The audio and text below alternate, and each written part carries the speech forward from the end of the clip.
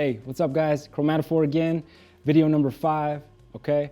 So what we're gonna be doing in this video is get a little more extensive and a little more in-depth with what you can do with the song, and that's gonna be mixing and mastering, all right?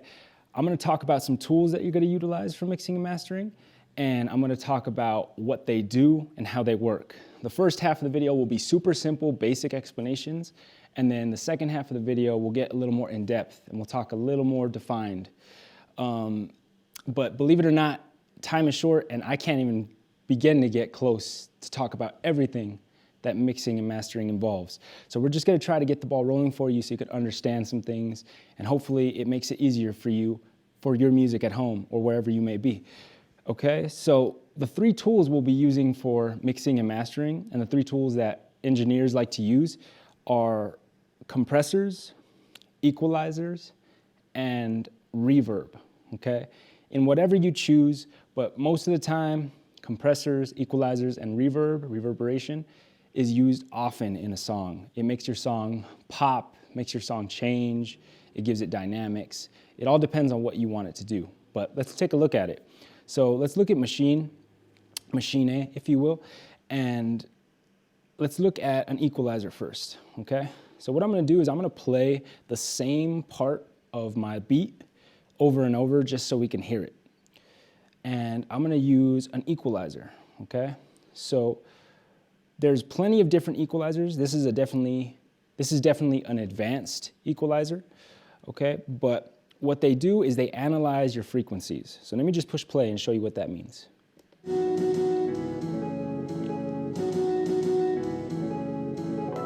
Okay, so that's analyzing the frequency.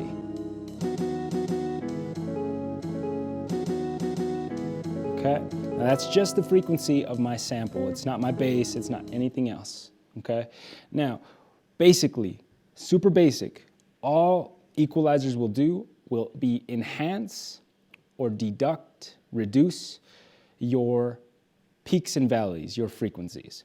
That's all an equalizer is going to do. It's going to enhance what you want, or it's going to decrease or reduce what you want, okay? Meaning, let's take a look at my sample again. This is where it lives, okay? So down here at the bottom are your frequencies, and they range from hertz to kilohertz, okay? The lower the number, the lower the frequency, like in pitch. If you notice, I changed my voice there. And then the higher the number, the higher the frequency. So if you think about instruments, they're all in different frequencies, and they all register at specific frequencies. This sample is a little bit of everywhere, right?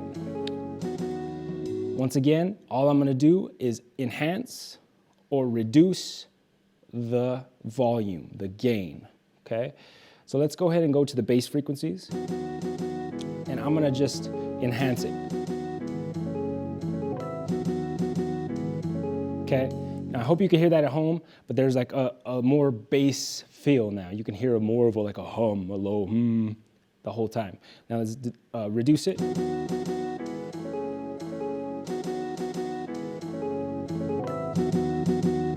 Okay, let's go over to the highs.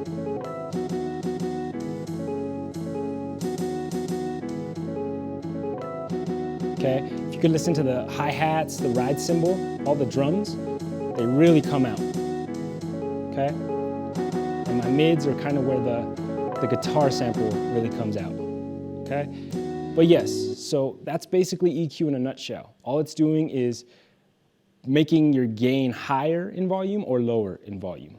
Making your frequencies, higher in volume or lower in volume. There's different curves and there's different ways you can use an equalizer, but we'll do that next time.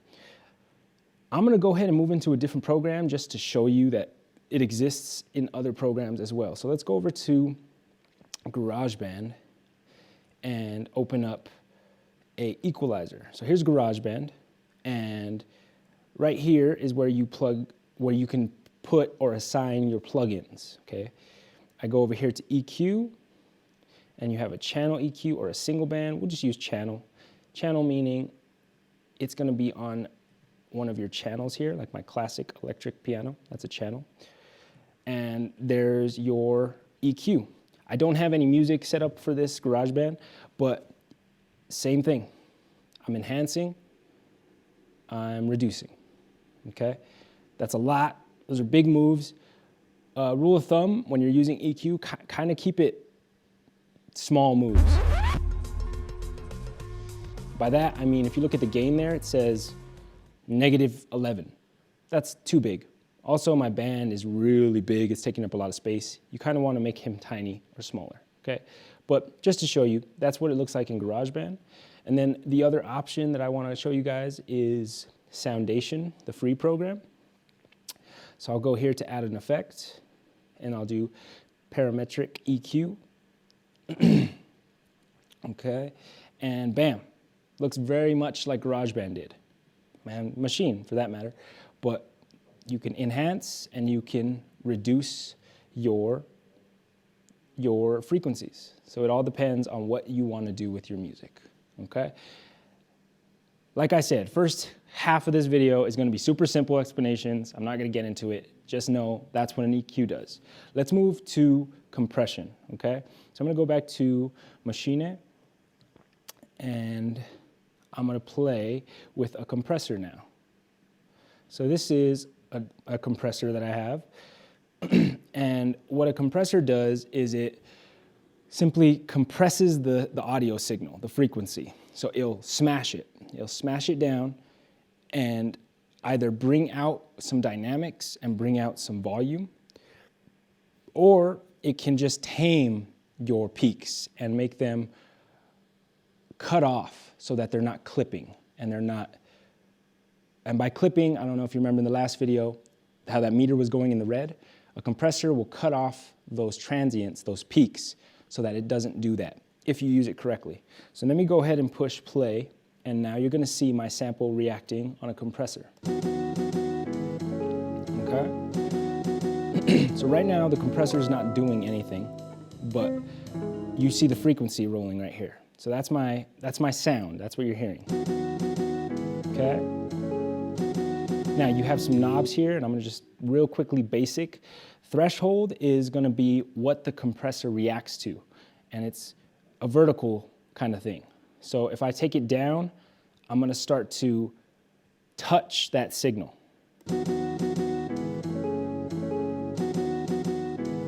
And now I'm touching it.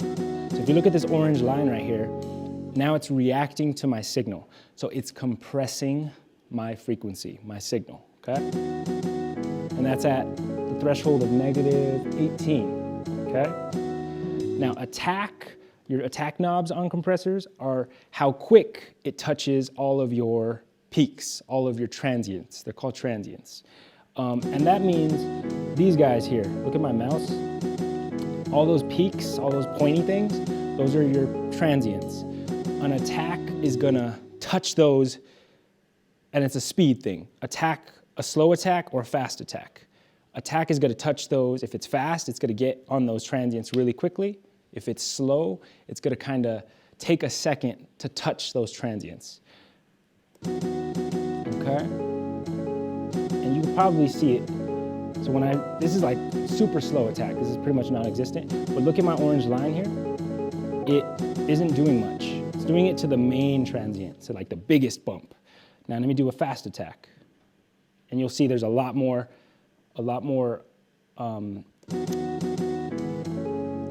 compression. So now you see all the lines, that's a fast attack, okay? Your release knob, it's gonna basically just let go and then attack again at a speed. So you have a fast speed or a slow speed, okay? So let's look at that. Here's slow speed. As you can see that line, that orange line, it kind of just like levels out because it's just releasing super slow, super fast, and you can see all those transients, okay? It changes the way it sounds, okay? So it makes a difference on how your compressor sounds for the frequency you're using or the piece of music you're using, okay? Okay, so your ratio. Your ratio is just gonna basically, simply put, do more to the signal volume-wise or less to the signal volume-wise. If you have a ratio of 1:1, which is right there, that's nothing, okay? So that's the compressor is not doing anything ratio-wise. As soon as you go to the other levels, and I'm actually messing with the wrong one, but like a 3 to 1 or a 4 to 1, then you're starting to do more. And like I said, simply put, it's how much gain you're gonna get from, how much gain reduction you're gonna get from it, or how little gain reduction you're gonna get, okay, from your ratio. Makeup gain is just, if you made your signal too quiet, you can boost it here. If you made it too loud, you can decrease it here, okay? That's all that is. This is just your level telling you what you're touching when it comes to compression. And then mix is how everything is gonna sound with the compressor on or the compressor off. So a mix of 100 is gonna be the entire compressor being heard. Mix of like 40 is gonna be just a little bit of that compressor being heard and more of the dry signal or the natural signal, okay? All right, so I already know I'm getting way too into it, so I'm gonna go ahead and stop there. And I'm just gonna show you what some other compressors look like on the other programs. So in GarageBand, you got a basic looking compressor and it is totally different, right? The compressor I showed you before, and I mean visually different, not sonically. It's gonna do pretty much the same thing. But the compressor I showed you before is very visual, it's very easy, user-friendly, and it shows you exactly what it's doing. This is the same thing. You got your threshold, you got your ratio, you got your attack, and you got your makeup gain, right? So the same knobs, but you can't see what the signal's doing. So you're gonna have to use your ears. And like I said, you gotta trust your ears and you gotta gain experience with your ears and understand what sounds good, what things are doing to, what compressors are doing to what signal. You just gotta understand your ears and know what to listen for, okay?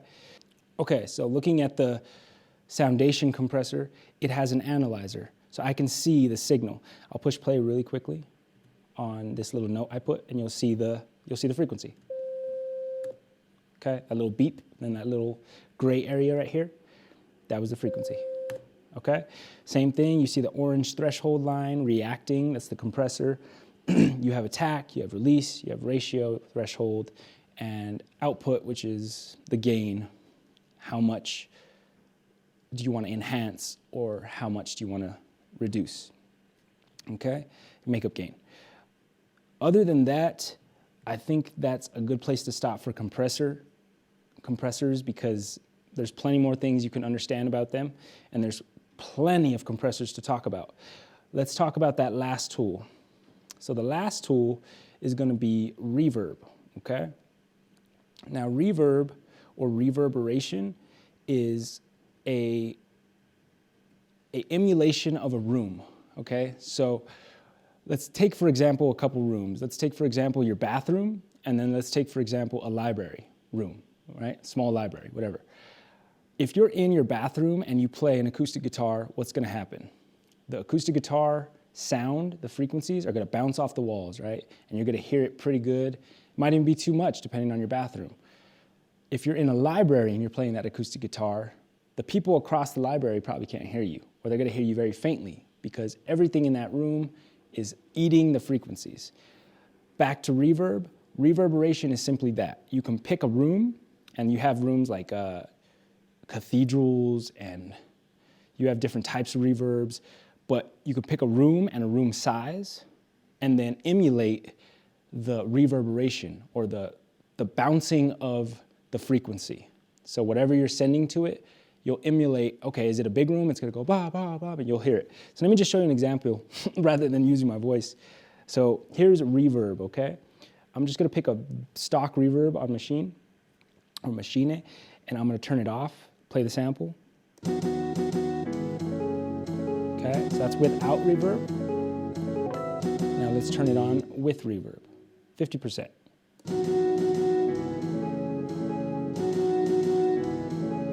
That's way too much reverb, but can you tell the difference? It's like it's in a room and maybe you're in the hallway and it's just bouncing and you could just hear it from a distance.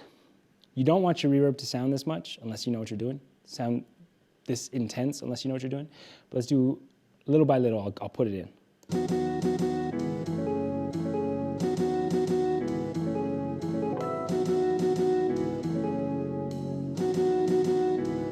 Not bad, probably could do less. Now let's just do a bunch just for fun. Okay, and then I have different room options over here, so we can just pick a different room. There's a hall. Hear the difference? Once again, it's too much reverb, but we're just listening to the difference. This is a plate reverb, so it's a type of reverb. It's a type of reverb. Okay, so it's all about signals and frequencies bouncing off walls, bouncing off whatever room you have, okay? Let's take a look at some other ones. It's pretty much the same thing. Very rarely do I see reverbs with analyzers, so you can see the signals. But let's look at GarageBand. Where is my GarageBand? Okay. And once again, you can go down here, and then here's your reverbs. And you have different types of reverbs. You have an N verb, a platinum verb, silver verb, space designer. So they're all going to do different things, but they all harness the same ability, which is reverberation, okay? I'll open one just to show you. Looks like that compressor. You have room size, so how big is your room, the density, how thick is it, or time rather, like how much is it going to stay in the room, the presence. And then you have your dry signal, which is the signal without reverb, and then you have the wet signal, which is the signal with reverb, okay? That's all dry and wet mean. And the same thing with soundation. Let me get rid of one of these guys. And there you go. You got your size, your dampening, your width, meaning like how much space it's taking, and your wet and dry signal, okay? So it's all pretty much universal once you get the hang of it and you understand what they're doing. Okay, so I think that's a good place to start the first half of this video. You got some tools for mixing, and you know what they kind of do and how they work and the effect. Let's go ahead and jump to the next part of the video and get a little more in depth and talk about what it's doing to my track, okay?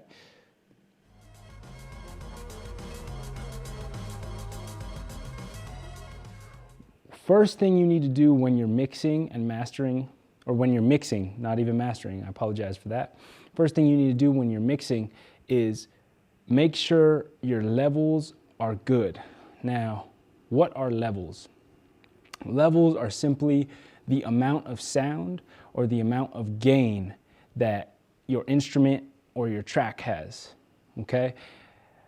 You must not clip, okay?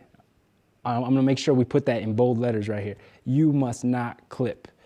Clipping is when you take your signal, your sonic, whatever instrument, your signal, to the peak of sound, and it starts to distort and sound awful, okay? So if you look at machine, right here is your meter, your master meter, okay? So a master is the entire song, okay? The entire song, so everything that's in the song. Okay, so let's talk about clipping. That's the biggest no-no that you can do in mixing and in mastering, and it's when your meter is telling you you need to lower your volume. That's basically all it is. So if I push play on verse 1 here, we're looking here at this meter. Okay, now that's my master meter. What a master meter is it's your entire song, so this entire song, the instruments inside, put together and combined. And when they're combined, the loudness is here. Okay? Now, I am not clipping at the moment. I am not clipping, which is a good thing. Clipping is when this meter is gonna start to turn red, okay? Now, I'm gonna do that by just simply touching my sample and boosting it so much that you're gonna see red. Now, check it out.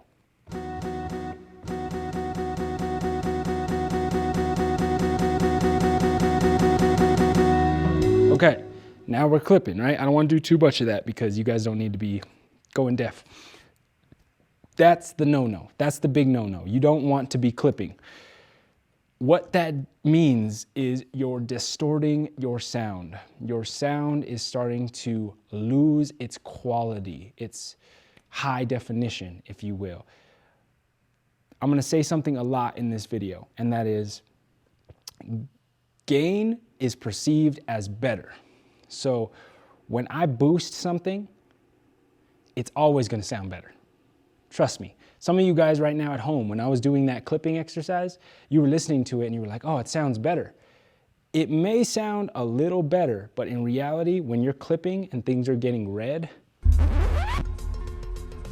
it's distorting and it's gonna mess with the entire mix. So if I'm clipping that sample, maybe my hi-hats are gonna sound bad, or maybe the sample in general is just gonna sound bad. So you don't wanna clip, okay? That's the main thing, and that's what clipping is. As we mix and master the entire track, or mix the entire track, we're not at mastering yet, we just wanna keep an eye on that meter and make sure that that meter is not getting louder. There's plenty of videos on this, so do what you need to study and see what works for you. But right now, we're sitting pretty. Okay?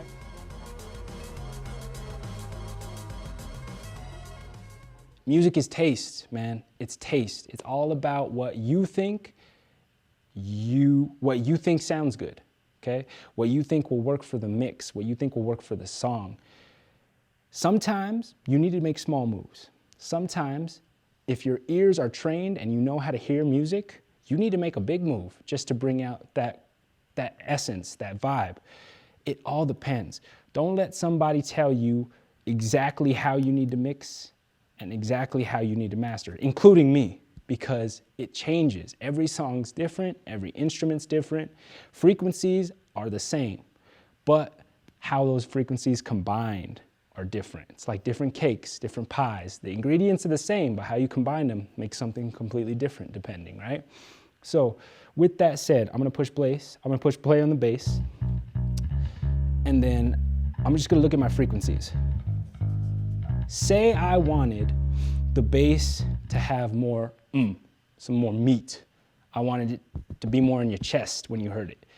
What I would boost would be your lower frequencies, your lower hertz, okay? So this frequency, this equalizer is telling me my peak, which is, we're looking at a mountain right now, right? We're looking at a mountain of frequencies. My peak of my mountain is right here at 119 hertz. So that's where my low bass sound is coming from. Now, if I wanted just a little more, I should probably boost it, right? You have to be careful with your levels. So you have to look at what the bass is hitting at. So here's what my bass is hitting at right here. -3 decibels, -3 dB, okay? So that's -3 dB is what my bass is already hitting at. If I boost, that's gonna change. Now that can be a good thing, but if I boost too much, what's gonna happen? We already know the answer to this.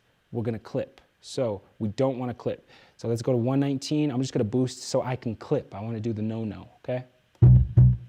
Whoa, too much, sorry about that. Okay, you're clipping. We're real close. So now we're at +4 dB. You're going over 0. You don't wanna go over 0 because that's clipping, okay? See how I'm clipping now? And I only boosted this small amount, which is actually kind of a lot. Like I said, small intervals. Small intervals is what you want to do when you're equalizing.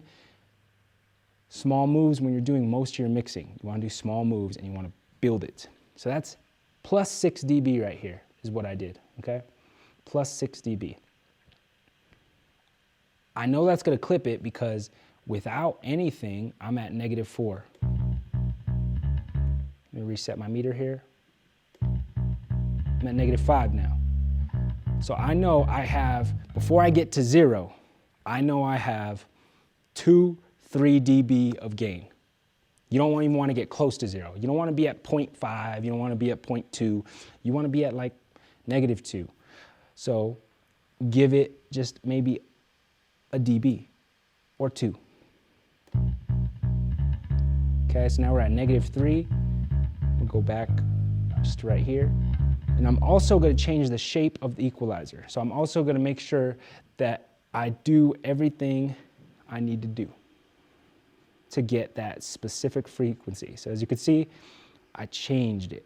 This is going to enhance the whole spectrum of sound. We don't want that. This is going to enhance barely anything. You see the little peak, and then you boost it up so you can see it. Okay, so this is a good tool. That's way too, you don't want to boost the whole signal. That's not smart. Just a little mountain peak, and then you want to find where you want to boost it, okay? So once again, it was like 119 where the equalizer was telling me I should boost, or where my peak was at least. I'm just gonna listen. Okay, we're clipping. So right here it likes it, but it's too much.